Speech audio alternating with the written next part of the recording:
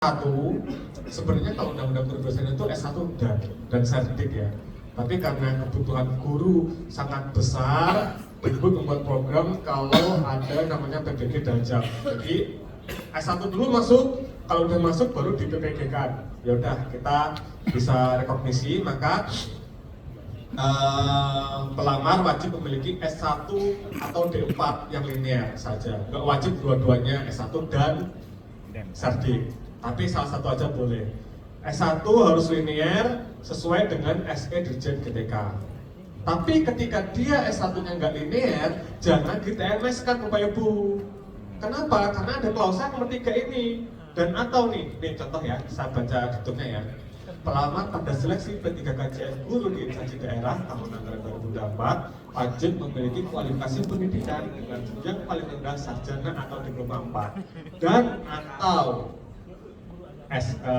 sardik dengan merujuk pada SE. Maka salah satu aja yang linear. Kalau ternyata S1 D4-nya itu nggak linear, jangan di TMS-kan. Bapak Ibu cek dulu, punya sardik nggak? Ternyata ada sardiknya, linear nggak? Linear, ya udah masuk. Jangan buru-buru di TMS-kan dari kualifikasinya. Siapa tahu dia punya sardik yang linear. Iya, agak ribet mungkin dikit, tapi mohon maaf.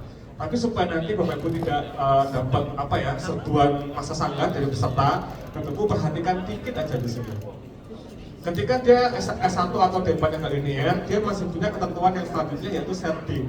Kalau punya sardik yang linear, dia nggak masalah mau S1 D4 yang nggak linear, nggak masalah.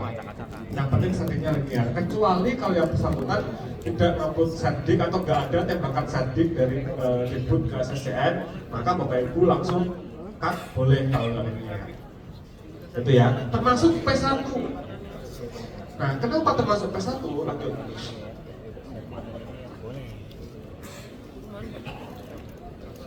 No pressure mas, tapi lanjutnya.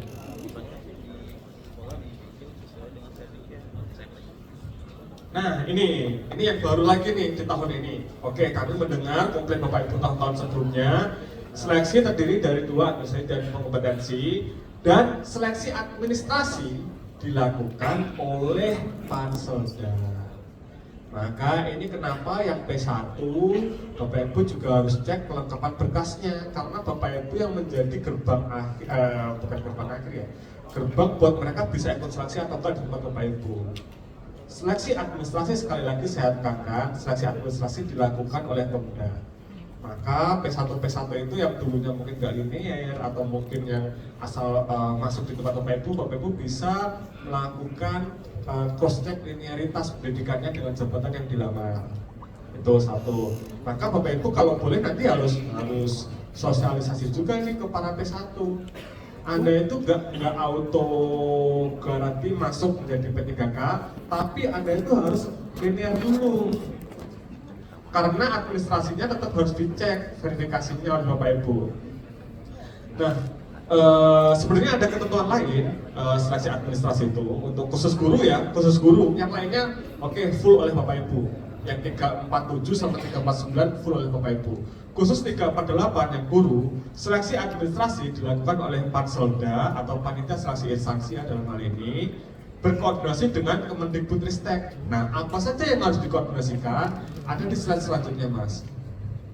Maaf ya, Mas, kerepotin slide selanjutnya. Nah, ini. Diktum ke-13 ya, tadi ya saya ulangi lagi ya. Seleksi administrasi dilakukan oleh Panitia Seleksi Instansi berkoordinasi dengan Kemendikbudristek. Ini dicatat. Nah, apa saja yang harus dilakukan koordinasinya? Yang pertama P1. P1 itu harus melamar ulang di 2024. Ya. Yang kita akui P1 itu hanya hasil seleksi kompetensi teknisnya saja. Seleksi administrasinya tidak auto verif. Maka ketika mereka melamar pada kualifikasi yang nggak linear dengan jabatannya sesuai dengan SL, Bapak Ibu bisa dalam hal ini menggugurkan. Tapi mereka bisa melamar, bisa. Ya, kalau semua kriteria tadi sudah dipenuhi, mereka bisa melamar. Kunci di akhirnya adalah Bapak Ibu. Bapak Ibu loloskan atau enggak sesuai verifikasinya, sesuai atau enggak dengan ketentuan kualifikasi. Itu yang pertama. Ini ya, Bapak Ibu lembut-lembut ya tulisannya ya. Enggak apa, nanti saya minta panitia buat share ke Bapak Ibu. Yang kedua, P1 swasta itu dia harus dapat surat izin. Bapak Ibu pasti dinas pendidikan ya dalam hal ini ya, BKD no pressure ya. Saya nggak menekan tapi tolong diperhatikan.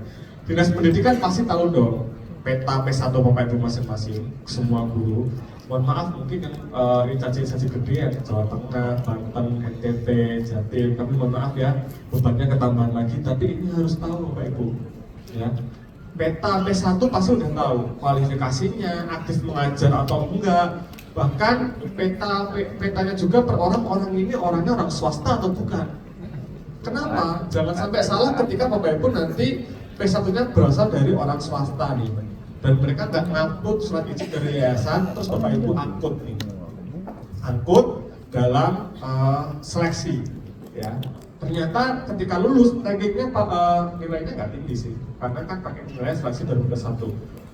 Rankingnya paling tinggi karena dia P1, geser non ASN Bapak Ibu, geser non ASN udah terus Bapak Ibu, geser sampai DK ya udah oke, nggak masalah.